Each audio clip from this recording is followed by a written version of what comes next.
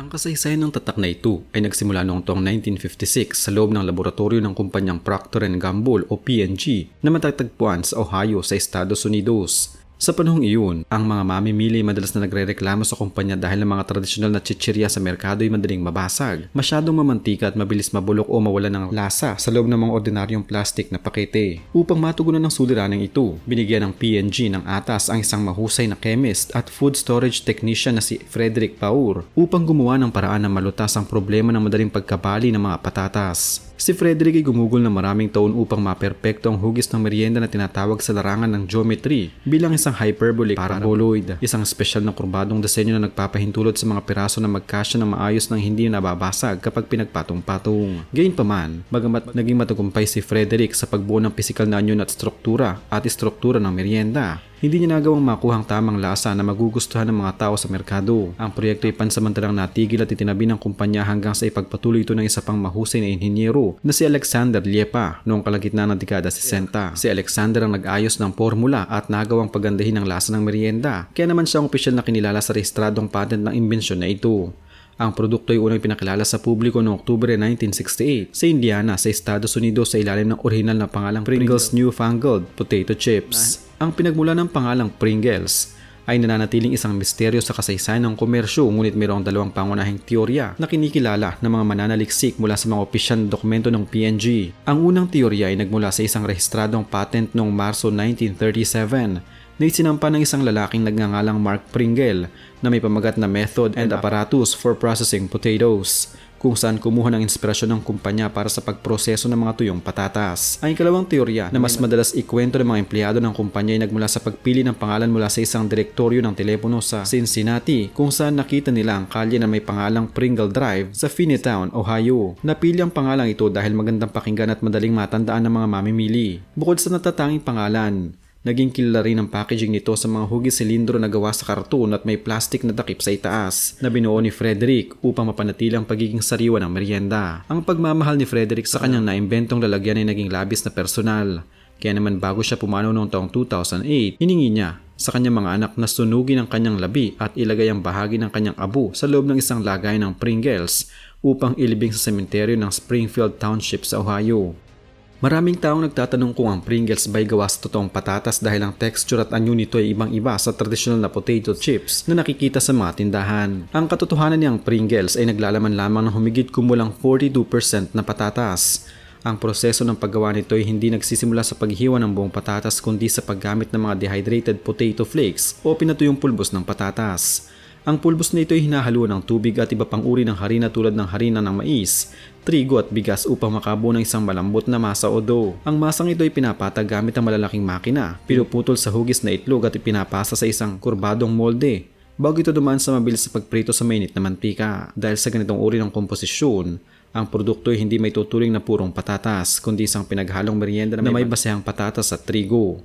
Ang paraan ito ay nagbibigay daan upang ang bawat piraso ay magkaroon ng magkakaparehong sukat, kapal at timbang na imposibleng makuha kapag gumamit ng natural na hiwa ng patatas. Ang isyu sa komposisyon ng patatas ay nagdala sa Pringles sa isang malaking kontrobersiya at legal na labanan sa batas na naganap sa magkaibang bansang tulad ng Estados Unidos at United Kingdom.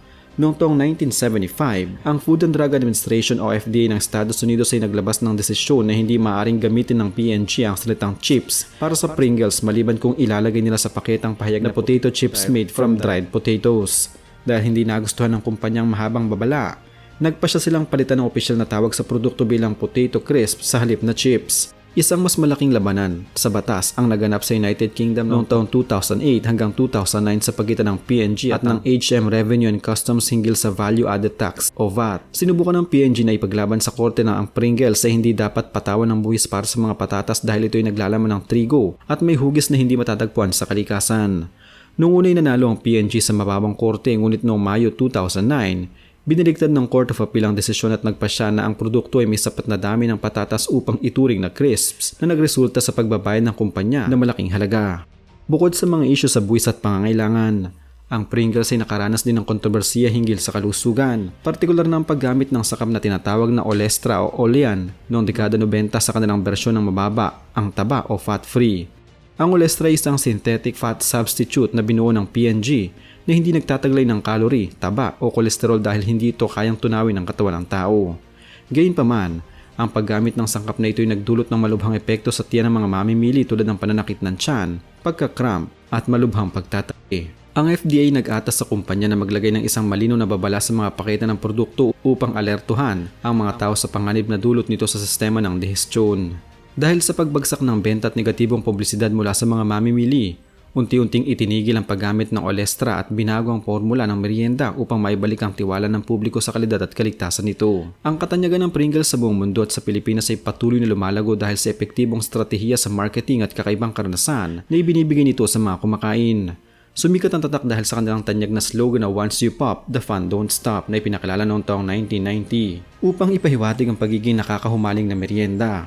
Ang disenyo ng kanilang logo na si Julius Pringle, ang lalaking may malaking bigote at ang hati ng buhok, ay naging isang madaling kilalaning simbolo sa kultura ng mga merienda. Ang pagkakaroon ng higit sa 160 na iba't ibang lasa sa buong mundo, kabilang ang mga localized flavors para sa iba't ibang bansa, ay nagbigay sa tatak ng kakayahan na umangkop sa panlasa ng bawat kultura. Ang kanilang cylindrical tube ay naging sikat din dahil madali itong dalhin sa mga biyahe, hindi nagpapadumi ng kamay tulad ng mga mamantikang plastik na pakete at nagpapanatili sa kalidad ng pagkain kahit matagal nang binuksan. Ang pagmamanupaktura ng kanilang matibay na karton na may proteksyong aluminyo sa loob ay mas mahal gawin kumpara sa mga ordinaryong foil bags na ginagamit sa ibang mga produkto.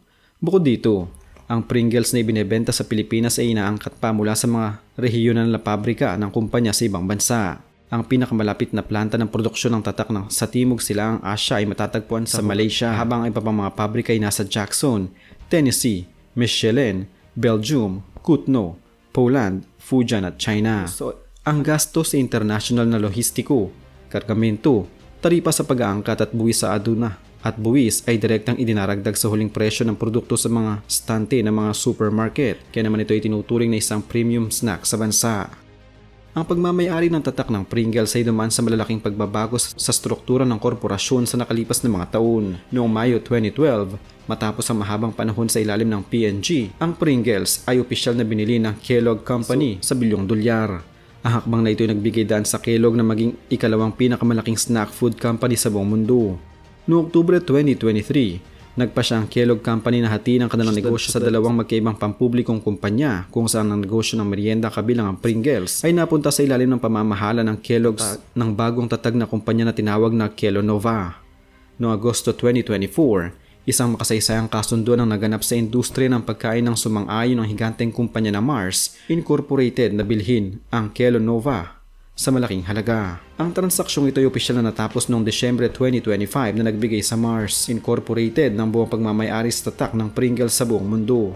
Sa merkado ng Pilipinas, ang pagmamayari at pamamahagi ng Pringles ay pinamamahalaan sa pamamagitan ng mga opisyal na subsidiary at lokal na distributor ng korporasyon. Ang pangunahing may-ari ng operasyon ng tatak sa bansa ay ang Kellogg's Philippines o Kellanova Philippine na may opisina sa Metro Manila na siyang nangangasiwa sa pagpasok ng mga produkto mula sa planta sa Malaysia para sa malawakang distribution sa mga supermarket, grocery stores at convenience stores sa buong kapuluan. Ang kasalukuyang kalagayan ng Pringles sa pandaigdigang merkado at sa Pilipinas ay nananatiling napakatibay at patuloy na nagtatala ng mataas na kita. Ayon sa mga ulat ng pananalapi ng Kellanova bago ito tuloy ang makuha ng Mars Incorporated, ang Pringles ay nagpapapasok ng higit $3 billion na kita taon-taon sa Pilipinas. Ang tatak ay nakikipagkumpetensya sa mga lokal na higanteng tulad ng Universal Robina Corporation na gumagawa ng piatos at Jack and Jill, pati na rin sa mga imported na tatak tulad ng Lay's at Chips Ahoy. Upang mapanatili ang kanilang posisyon sa merkado, ang kumpanya ay patuloy na naglalabas ng mga makabagong produktong tulad ng Pringles Mingles at ang mga limitadong edisyon ng lasa na nakatutok sa mga kabataang mamimili at mga mahilig sa online gaming. Ang kanilang estratehiya sa digital marketing at pakikipagtulungan sa mga sikat na personalidad ay nagpapanatili sa tatak na may kaugnayan sa makabagong henerasyon ng mga mamimili.